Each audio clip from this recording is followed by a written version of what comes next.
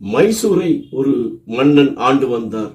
அந்த மன்னன் வேட்டைக்காக காட்டுக்குள் செல்கிறார். அப்பொழுது எதிரே ஒரு வயதான முதியவர் தலையில் விறகுகளை சுமந்து கொண்டு தள்ளாடி கொண்டு வருகின்றார். அப்போது மன்னர் குதிரையை விட்டு இறங்கி, பெரியவரை, ஏன் வயதான காலத்தில் இந்த வேலை செய்து கொண்டிருக்கிறீர்கள் என்று கேட்கிறார். பெரியவர் சொல்கிறார், ஐயா, எனக்கு 2 குழந்தைகள் இருந்தார்கள். 2 பேருமே திருமணமாகி அவர் மனைவிமாரிடம் தனியாக குடித்தனம் சென்று விட்டார்கள். தற்போது தானும் என் மனைவியும் தான் வீட்டில் வாழ்ந்து வருகிறோம். எங்கள் பிழைப்புக்காக விறகு வெட்டி விற்று என் வாழ்க்கை நடத்துகிறேன் என்று கூறினார். உடனே அரசர் இறக்கப்பட்டு தனது சந்தன காட்டில் ஒரு பகுதியை அந்த முதியவருக்கு எழுதி வைக்கிறார். எழுதி வைத்துவிட்டு சென்று விடுகிறார். இந்த முதியவர் என்ன செய்கிறார்னா, அந்த சந்தன காட்டை நல்ல சமன்படுத்தி அதில் விளைகின்ற சந்தன மரங்களை வெட்டி விற்று பெரிய பணக்காராக மாறுகின்றார். மீண்டும் ஒரு பல ஆண்டுகளுக்கு பிறகு அதே அரசர் காட்டுக்கு வேட்டைக்கு செல்கிறார்.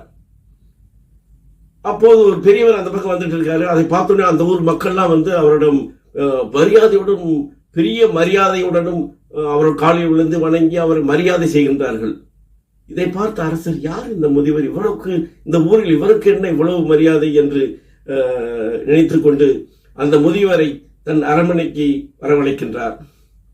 அரண்மனைக்கு வந்த முதியவரை பார்த்து, ஐயா, நீங்கள் யார், உங்களுக்கு எப்படி இவ்வளவு மரியாதை இந்த ஊரில் கிடைக்கிறது என்று அரசர் கேட்கிறார்.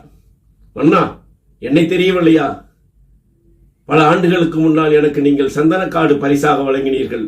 அந்த காட்டில் விளைகின்ற மரங்களை விற்று பெரிய பணக்காரனாக மாறினேன். அதன் மூலம் வருகின்ற வருமானத்தை அந்த ஊர் மக்களுக்கு பள்ளிக்கூடம், சுகாதார நிலையம் மற்றும் ஏழைகளுக்கு படிப்பதற்கு, அவர்கள் தொழில் செய்வதற்கு பணம் வழங்கி வந்தேன். இதனால் அந்த ஊர் மக்கள் என் மீது மதிப்பு வைத்து என்னை பெரிய மனிதராக மதிக்கின்றார்கள் என்று கூறினார். உடனே அரசர் அதை கண்டு மெச்சினார், அவரை பாராட்டினார். நண்பர்களே, இந்த கதை மூலம் நாம் என்ன தெரிந்து கொண்டோம் என்றால், தானம் மிகவும் சிறந்ததாகும். ஒருவருக்கு நாம் தானம் அளிப்பதால் அது பல பேருக்கு பயன்படுகிறது.